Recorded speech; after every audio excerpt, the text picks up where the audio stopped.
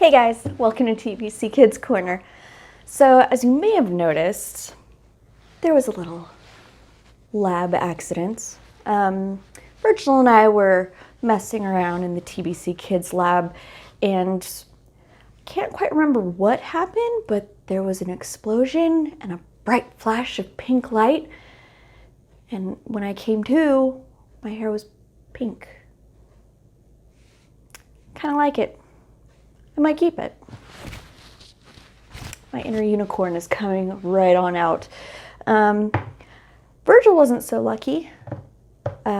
He wishes it was just pink fur, but, well, I'll just show you.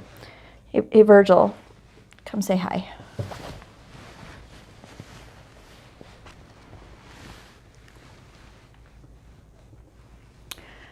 Virgil shrunk himself. He's a little less trouble in this form, but he's not super thrilled. Don't let the smile fool you. He's not crazy thrilled to be this small. So we're working on it. We're going to try to make him Virgil sized again, but for the time being, he's just going to sit over. No, we'll put him right here.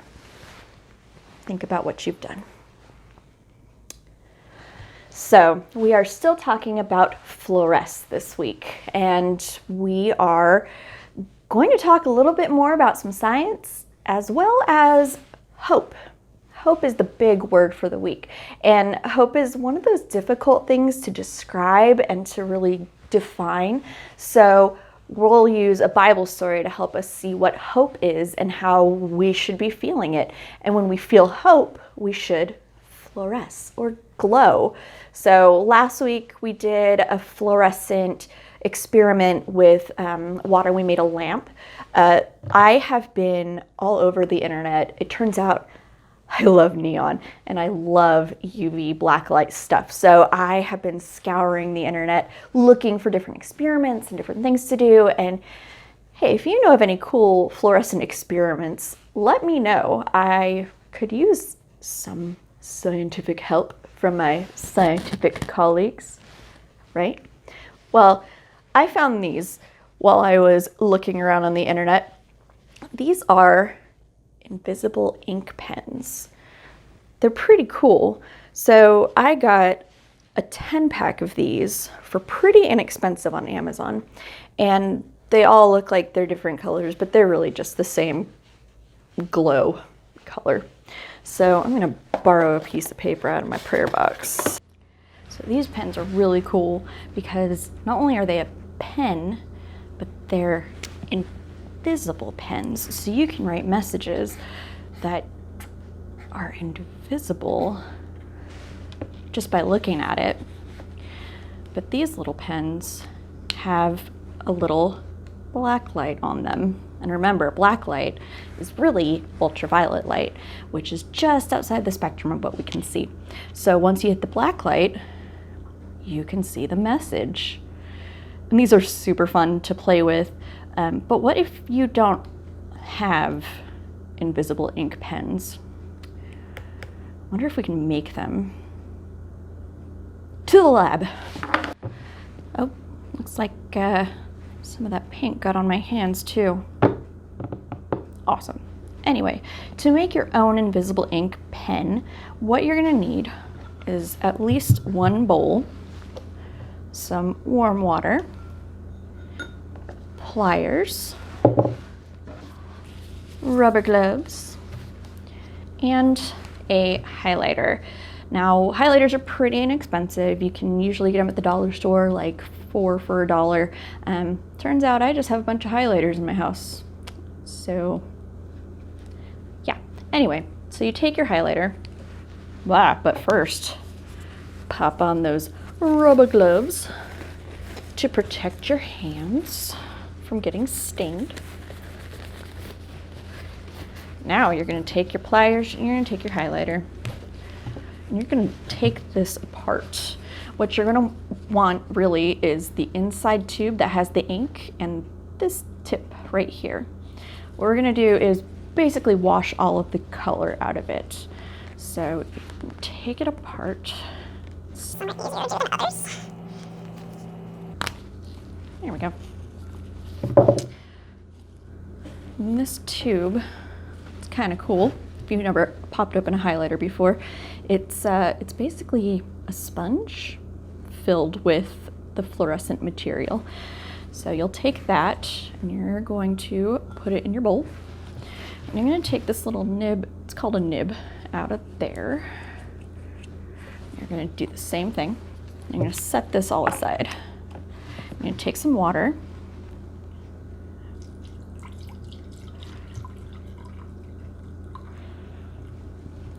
And you're going to let this, you're going to squeeze it out, but then you're going to let it soak for a little bit. So let's speed that up a little bit.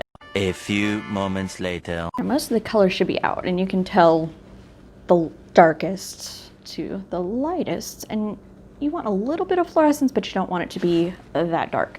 So squeeze it out a little bit more. And I'm actually going to keep this water for the experiment we're going to do next week.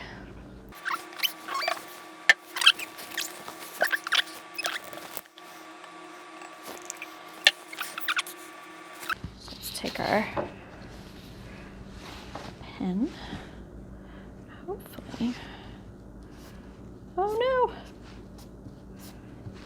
no! What I probably did wrong is I got a little impatient, so probably did not soak this nearly as long as it needed to be. So I'll try it again later and see if I can get it to work, but that's the gist. You get a highlighter, pop it apart, soak out all of the ink, put it back together, and if you did it right and you got all of the ink out of it, it should be invisible. All right, so we're back to the invisible ink. There's the cat. And I was right. I didn't wait long enough. So I actually let the ink in the nib of my highlighter soak overnight and waited till the water was almost clear. And then I put it all back together. And as you can see, that tip is quite white. So now let's try it one more time.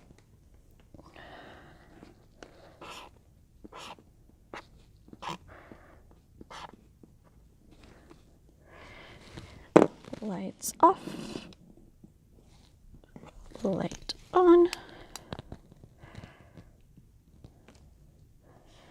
There it is.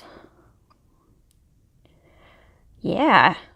So if you're going to do this awesome experiment, make sure you let it soak long enough, and it actually works. I think we are ready for today's Bible story, all about hope. And remember, we're learning about fluorescence and doing the science so that we can learn if we have Jesus in our lives, when things get dark and the black light hits us, we should fluoresce or glow. So let's talk about someone in the New Testament who went through so much darkness and still managed to glow because of the hope he had in Jesus. This is Paul. Paul wasn't always Paul. In fact, he started out his life as Saul. Saul was a Jewish leader in the temple around the time Jesus died and he rose again. Now, after Jesus told his disciples that they should go out and tell everyone about him, Saul didn't want that. He didn't believe that Jesus was the Son of God, and he didn't like that all these Christians were moving in on the Jewish faith. So he actually went around and arrested and killed many, many Christians in his day. Until one day he was on the road to Damascus and Jesus himself appeared before Saul and put scales over his eyes and told him, "I am the Son of God. Believe in me." So he was led to a town where the scales fell from his eyes, and he became one of the biggest and best missionaries in all of history. His story is all throughout the New Testament, but we see a lot of it in the book of Acts. Once he became a Christ follower, he was known as Paul. Now, Paul had that faith in Jesus. He saw Jesus and he had that faith and the hope that he knew Jesus brought. So he spent the rest of his life telling everyone about Jesus. Now, things were not easy for Paul as he did this. He ran into many, many, many trials and hardships, but he always had hope. He knew that Jesus said things were going to get better, and he believed it. So every time a bad thing happened, he kept hope.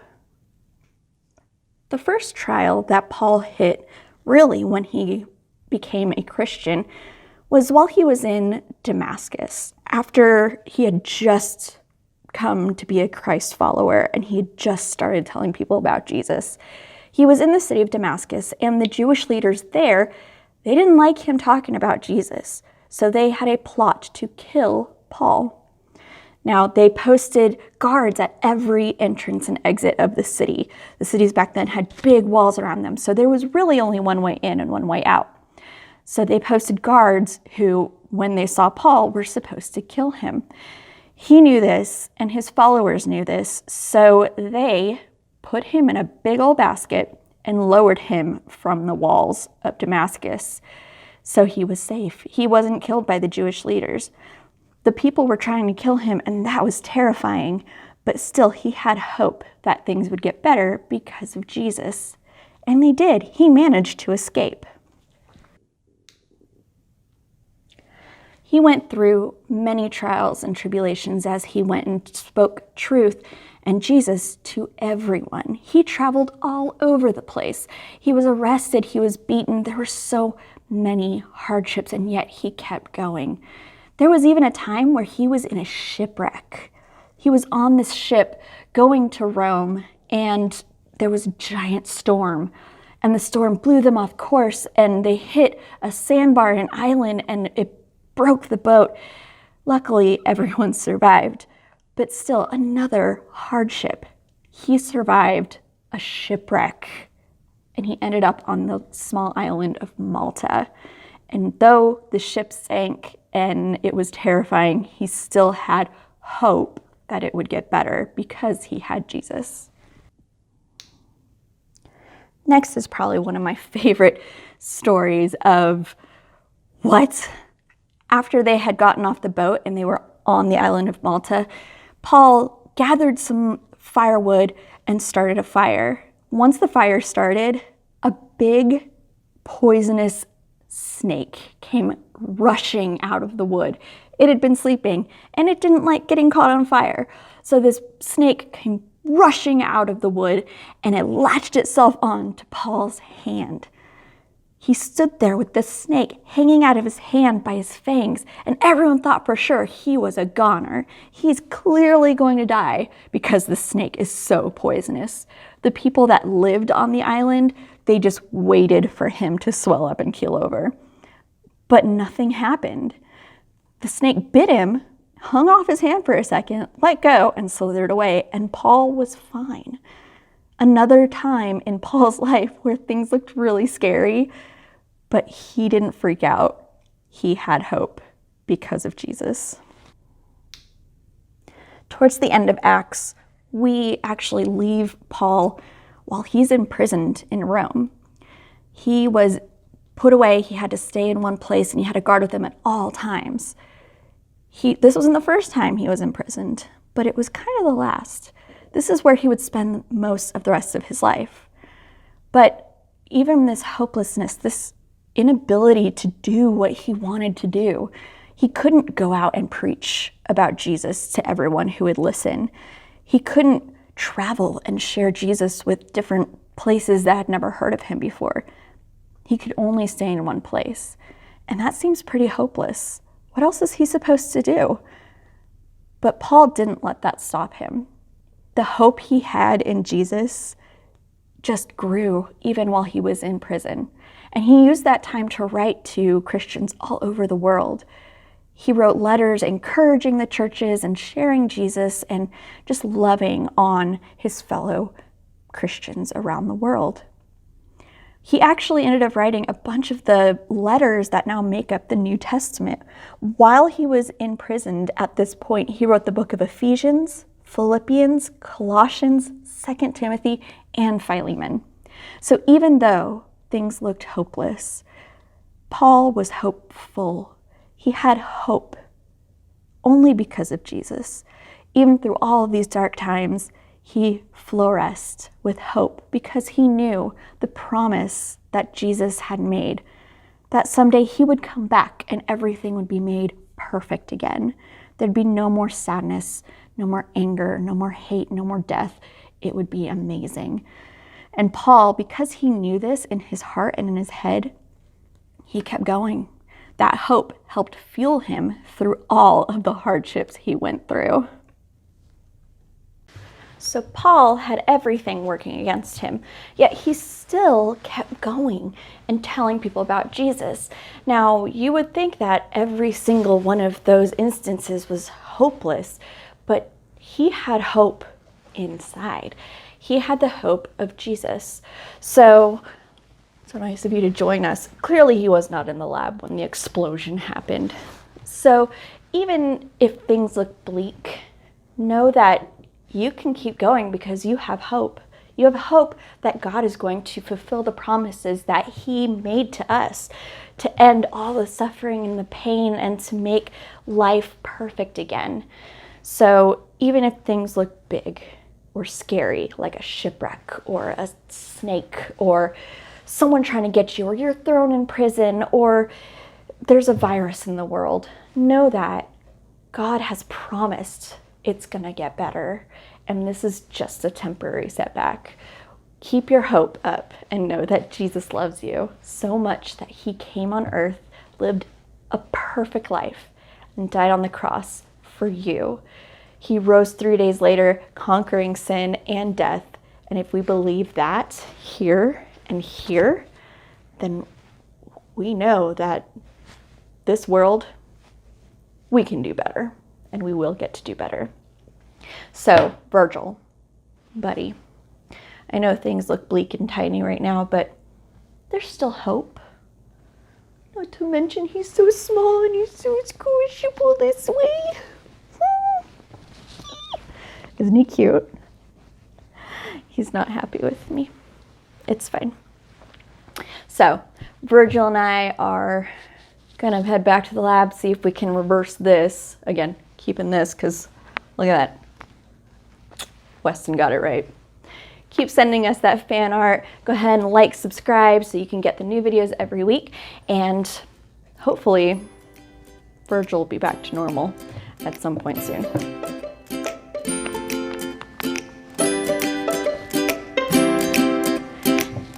All right, you guys have a great week, and we'll see you later. Bye.